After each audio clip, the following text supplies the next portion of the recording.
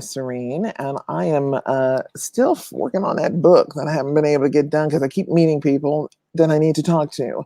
And this is another one I need to talk to. And I was researching products for helping men and dealing with circ, as the term is, if you've been circed.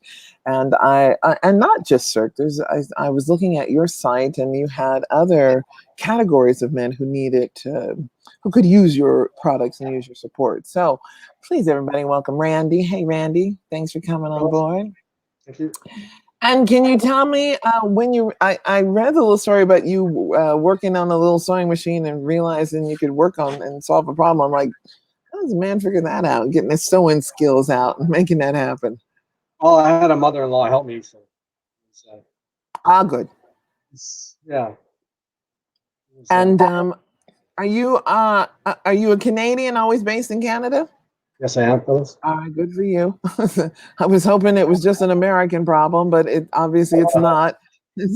I've been working on a book called Owning Masculinity, which is something I was asked to write when the Me Too movement came up, and I was sawing the negative response on that, and I'm like, we're going to be pointing fingers again. We're not going to get anywhere. So when He Too came out, I said I will work on a piece that, as I was asked to, from my perspective as 12 years of missionary and 20 years of dominatrix, and talk about the issues that I saw that men having to address that weren't being talked about. And even when I started this book, I went, who's going to read this? Because as I looked at the circuit issues, I went, this is not...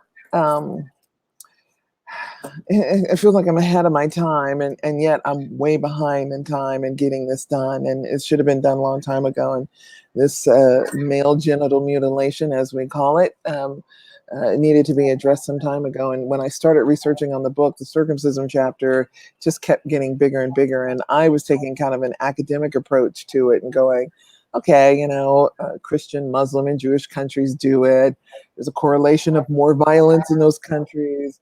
But then I saw Brenda Marada's American Circumcision, and I just was put into shock and just went, oh dear, this is a lot worse than I thought. And what do we do about it? And I was introduced, I'm going to mute you for a minute.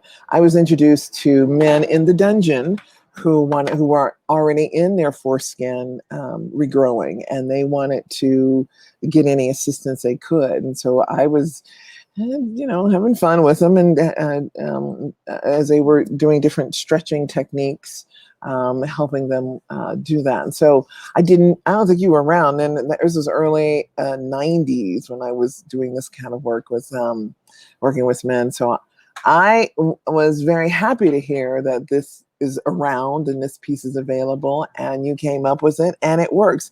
And reading all of the testimonials, I mean, you just go on and on and on and on. It just goes on and continues. And so thank you for doing this work. Thank you. Now, I know how you got started. It's kind of like it's a basic one, but when did you know this would work as a business? That's the other thing. It worked. Like I just tried it initially for suntanning beds, because I was tanning in suntanning beds, and tanning, thinking about nude sunbathers outside, and thinking about back in the 90s, like you said, all that reports of the damaging effects of the sun were available then. How it wrinkled your skin, how it killed nerve endings, UV and UVB rays. So I thought about covering it for those purposes. But then I started wearing it all the time, not just in the tanning bed, and my texture changed, my sensitivity changed. So, and that after 2 months of wearing it. So I decided, like you said, like some of your friends did, to try and stretch my foreskin a little bit, because in Canada we weren't typically circumcised as tight as many American circumcisions were. Many American circumcisions were performed very tight, so it's a little bit more difficult for them to restore a foreskin. Some of them, not all of them. Anyway, so I tried this for a short period, and I did stretch a little bit of my skin on my penis. But what I found after that was that the Manhood would also hold the skin on my glands, like the shorter. See, also, it's hard. It's a little bit complicated because you cannot restore a foreskin all the time. No, you have to take off the device. You have to. You can't go well. Some you can't play sporting event. You can't. Some things you can't do without it, and you have no place to keep your penis because it's sensitive. You can't put it back where you used to put it. So what the Manhood does is it allows them to have a fake foreskin. It keeps it warm. It keeps it comfortable. It's not irritated. You don't have to grab at your crutch all the time to try to rearrange it. And it effectively worked. So when you find something that works, then somebody else can use it. So I decided, and the internet. I put an ad in a magazine. This is prior internet, and we took off from there. There are so many people suffering in silence. It's silly. Men don't talk about their penis, especially when I was a kid. Men talk about other people's penises. They don't talk about their own. Now the internet's allowed people to get together and organize, for bad reasons and good reasons. But this is a good reason. And now we're starting to raise our voices. How long have you been making? This is my 25th year. Oh my goodness, you've been around for a while. Yes. Oh my good. Thank you again. And let me ask this: how young can you start wearing? And are you making them child size? I have teenagers call me Okay. concerned. That want to try and buy it and avoid their parents. And as awareness gets out there, as people become educated, the younger and younger they're getting. But is there one that you could recommend for a child size, or I assume you make them in different sizes?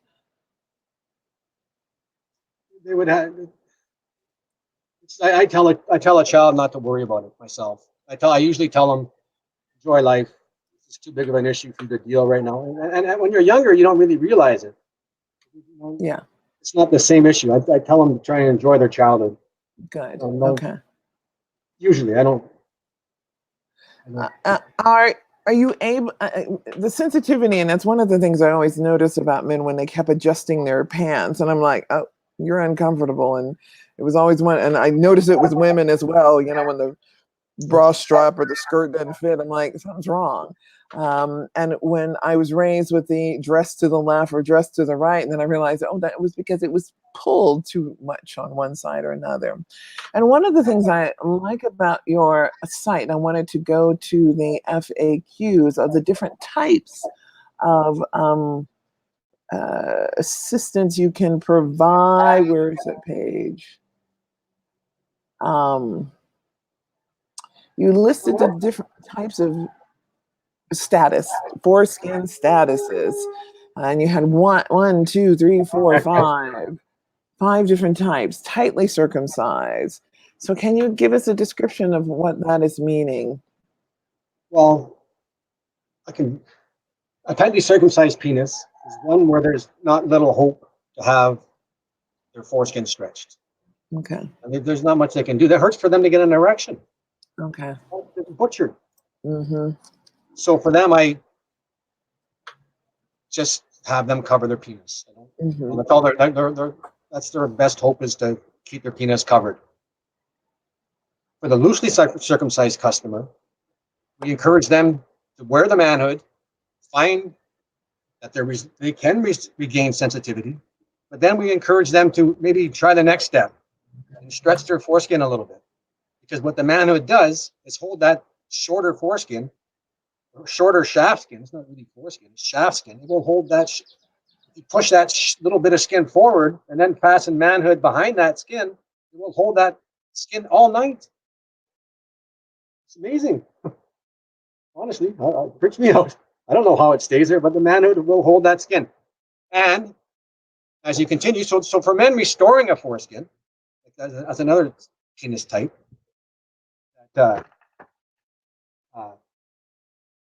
they don't need to be encouraged to restore their skin. So they already need some place to keep their penis when they're not stretching, right? They're not using that device. There's nowhere to put their penis. They've never had. So now they have some place they can store their penis until they decide to stretch again. It's I can't imagine doing it without it. For people who are intact, there are men born with a foreskin who are never circumcised, whose skin is not long enough to cover their glands all the time. So those are a lot of like the stereotypical Italian. You know, they're always grabbing their crutch.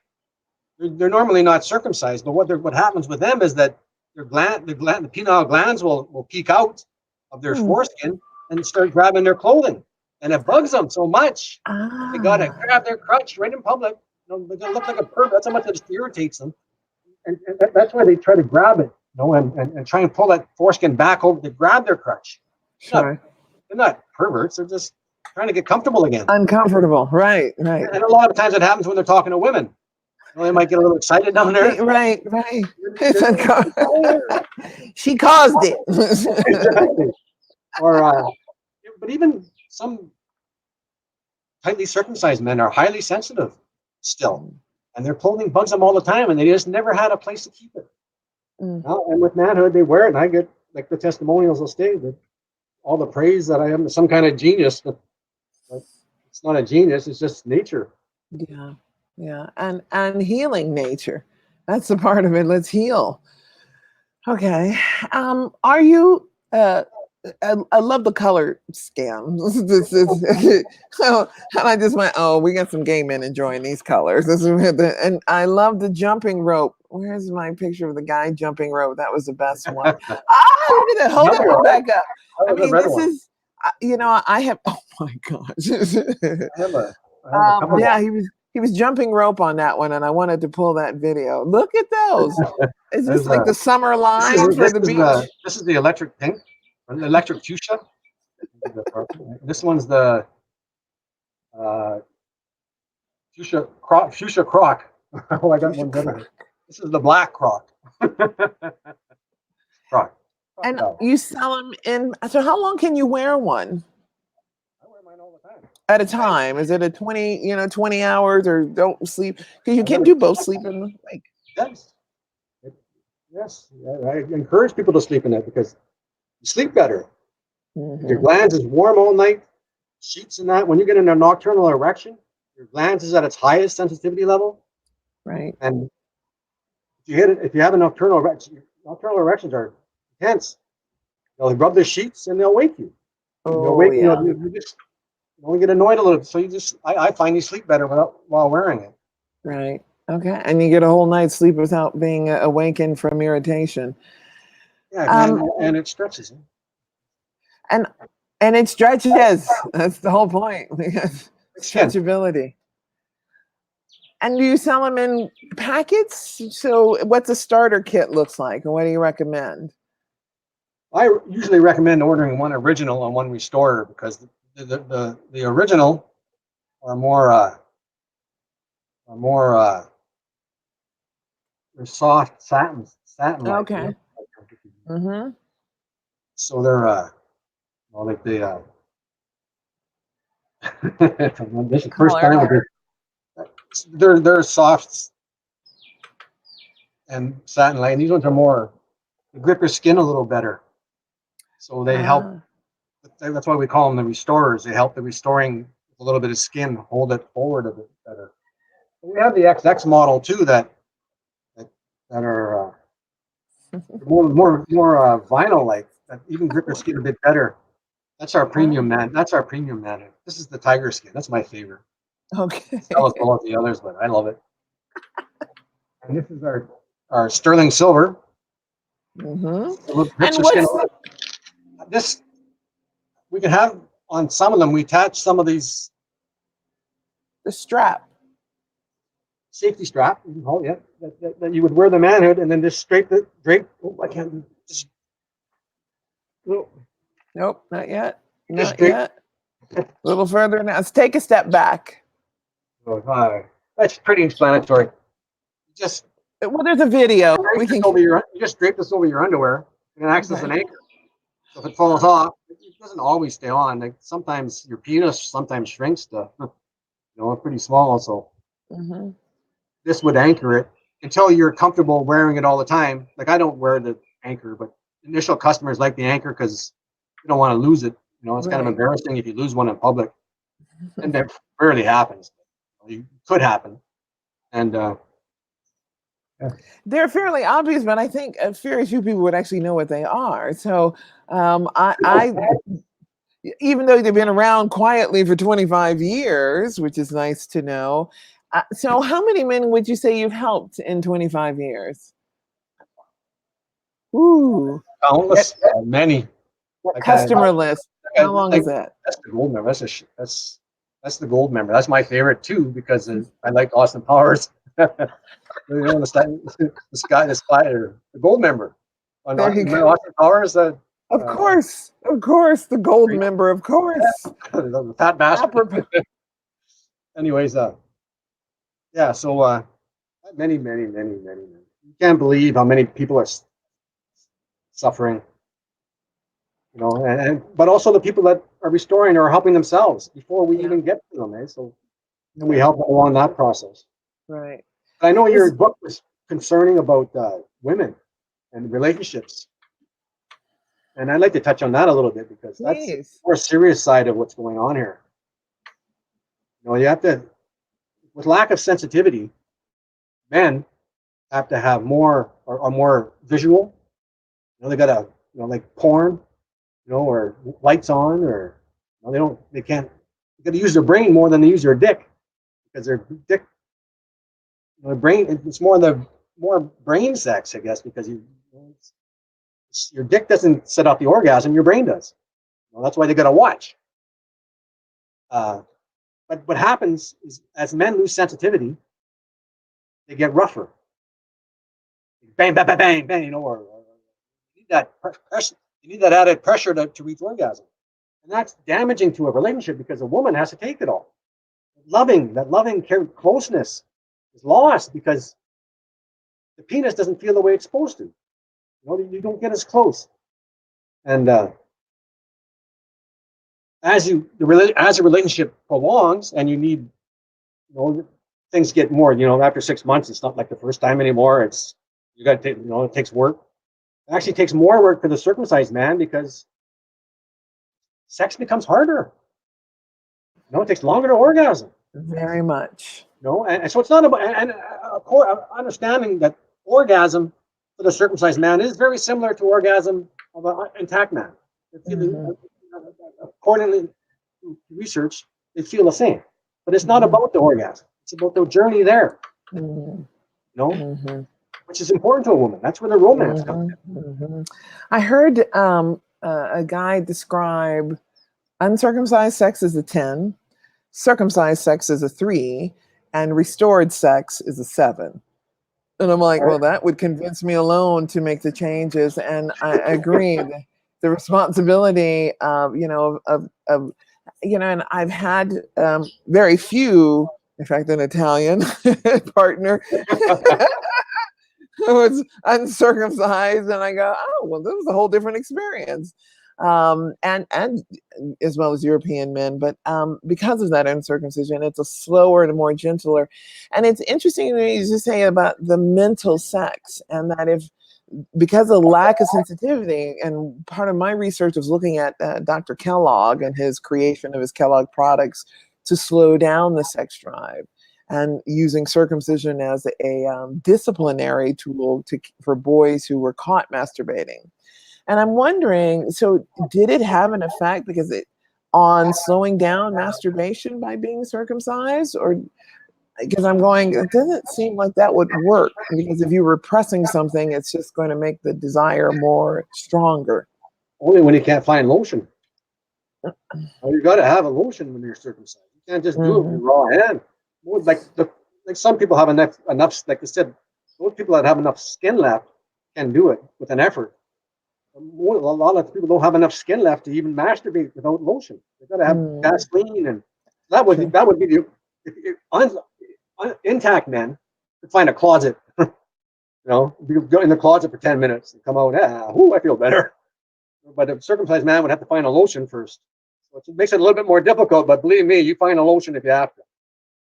That's not. And it's not really about the. It's not. I don't know if women understand it. Maybe they do, but it's not really more about the orgasm.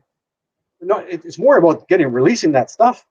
You feel so much better after just get rid of those hormones or whatever comes out. Because that's what I find anyway. Certainly you search the orgasm, but it's just after you're done orgasm, you just feel human again. You feel normal. You Yeah. Yes, you do. Yeah, and what my research has been, when you have an orgasm, at least for the men, you get a release of serotonin, a hormone at the back of the right of the brain.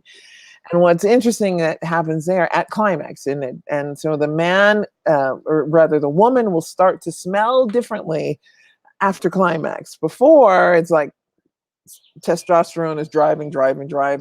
But then all of a sudden afterwards, it's like, oh, I don't like you. I'm out of here. And so it's an interesting driver for sex. And it's just like, okay, well, it's natural, we know, and it's normal.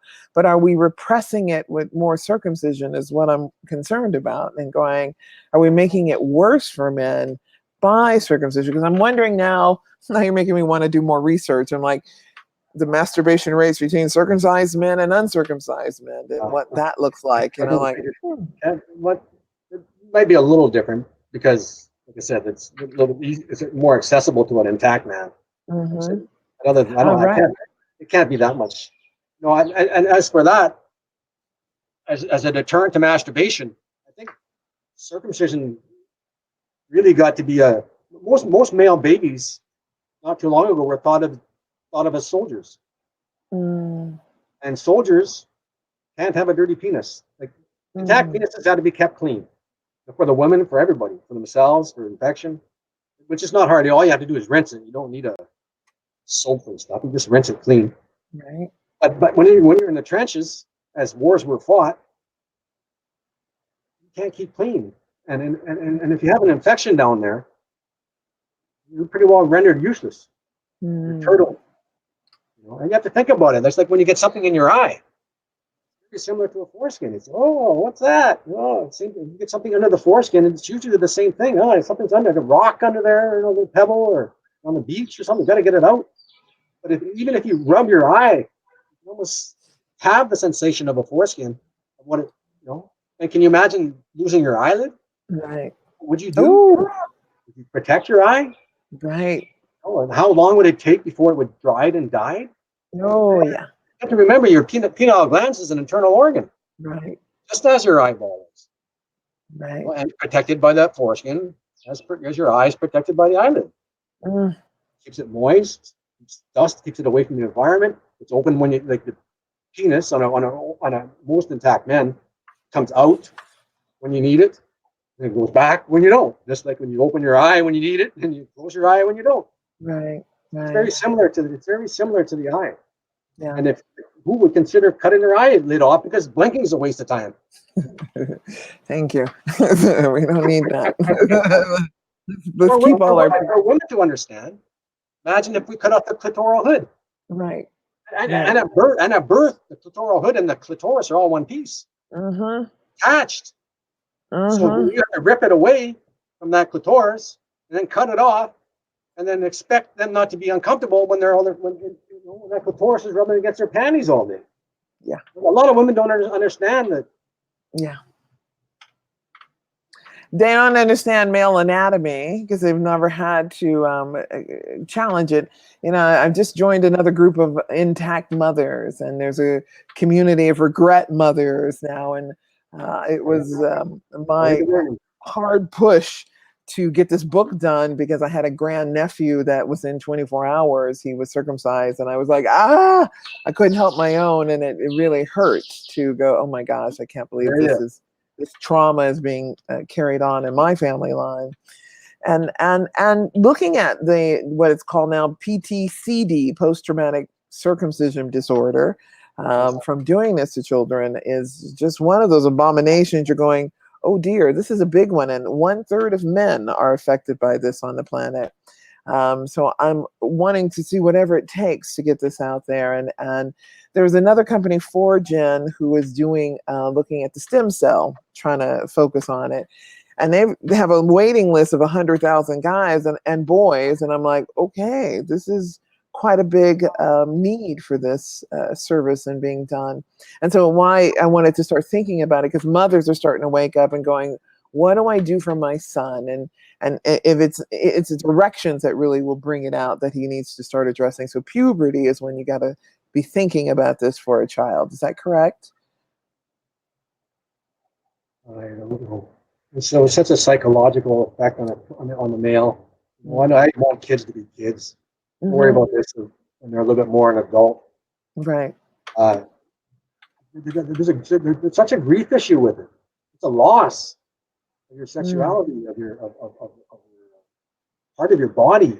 Right. The most important, the part of your body with more nerve endings than any other part of your body. Right. It's very important. Just like I said, your eyelid is very important.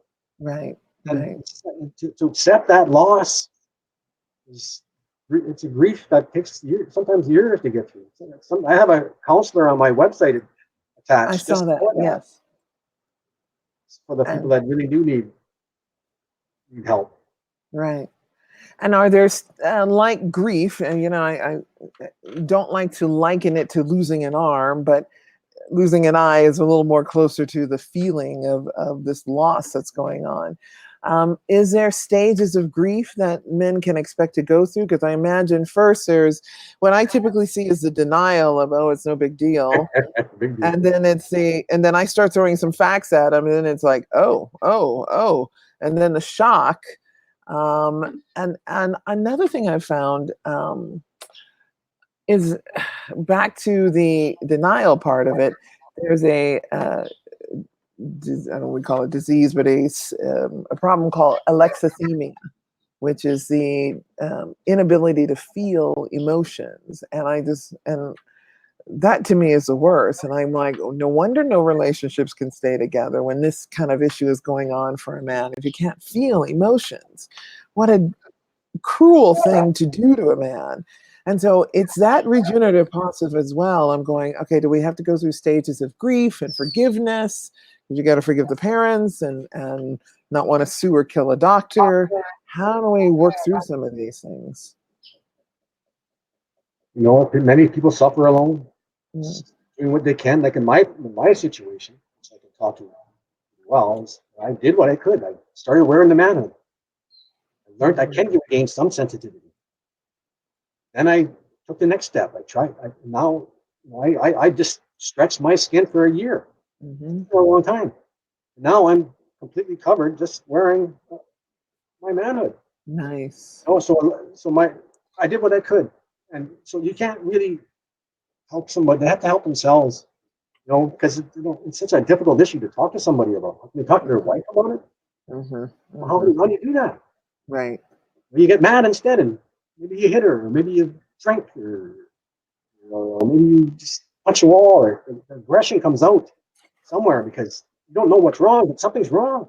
Like you said yourself, you're educating people, then they figure it out. That's why. And the grief sinks in. And that's another problem. And the marriage is over because I can't deal with this. Right. As my situation was, I lost my wife because of some of these issues. And did you find with the manhood it brought some of the, and I know it brought physical sensitivity.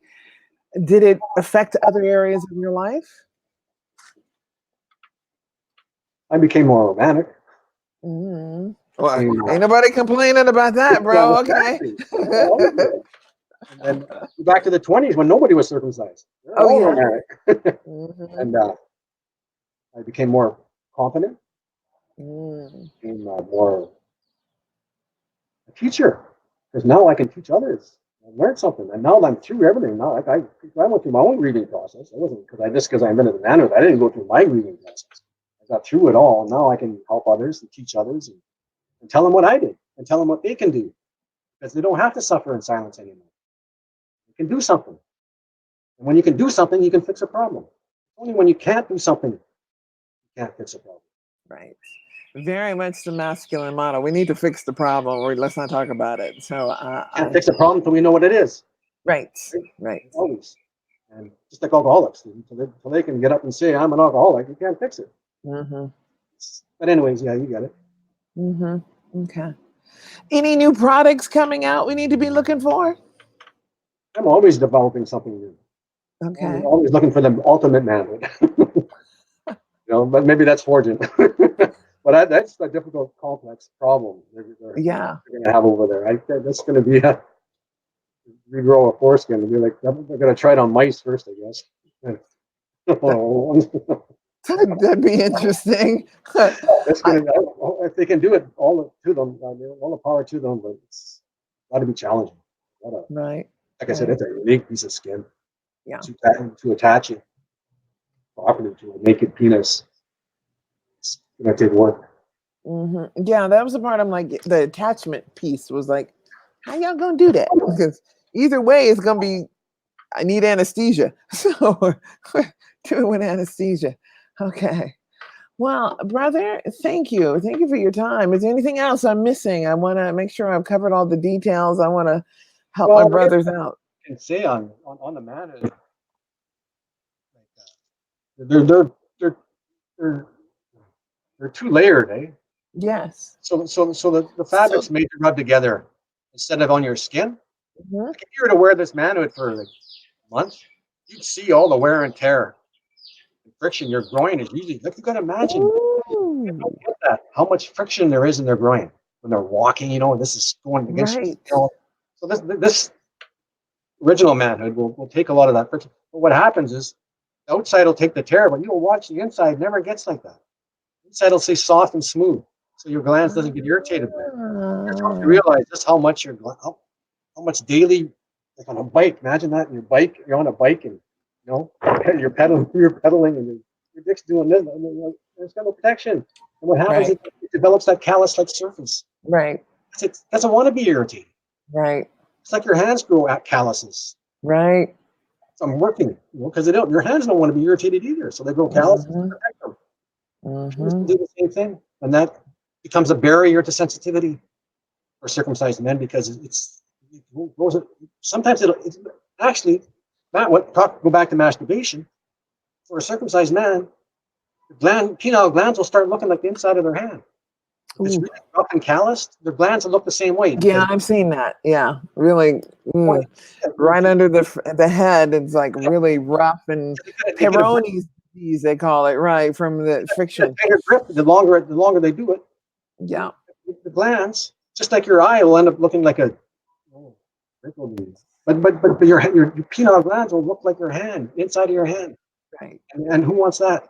Right. It's an internal organ. You have to remember, Right. internal. It was made to be internal. Well, I will tell you, as a dominatrix, I have met lots of men who enjoy very, what I would call abusive treatment of their penis, but it was what I noticed about the skin. It was like it was so hard and it was so rough. They needed a really strong stimulant to feel anything, and that was the most painful thing. I just like, wow, that's what happened, and not realizing, it took me a while to go, oh right, this is not natural. This is not should not be. That you're going, okay, I understand what's going on, but I didn't know how to fix it at the time. And so I'm grateful to find these answers now, and just have a little manhood army running around is what I'd like to see going on, because it's definitely needed. Thank you. You're a good boy. So let it be. All right. Well, more manhood in the future. I want to see more coming out, more guys using the product and feeling better and smiling. And I can tell when they're using the product because they're not scratching and they're not adjusting, Yes, or correct. they're comfortable in their clothes. So that like to see more of that, and more healing for our brothers. And our, Oh, and our infant male babies who do not have a voice. Like I used to, yes. for that infant male baby, it's all one piece too. You got to cut that skin away from the glands before they cut it off. Yeah, yeah. The It's male baby does not have no voice. yeah, very hard, very If a cruel. man wants to get circumcised in adult, we have many adult circumcised customers. Mm, I choose to do that. I encourage them not to, but if you choose to do that, man, it works perfectly for them because after they lose that skin, they need some place to store their penis. yeah. they immediately know the problem. Yes, I understand. Right, Thanks, right. Philip. Thank you, brother. I'm going to end the podcast just a second.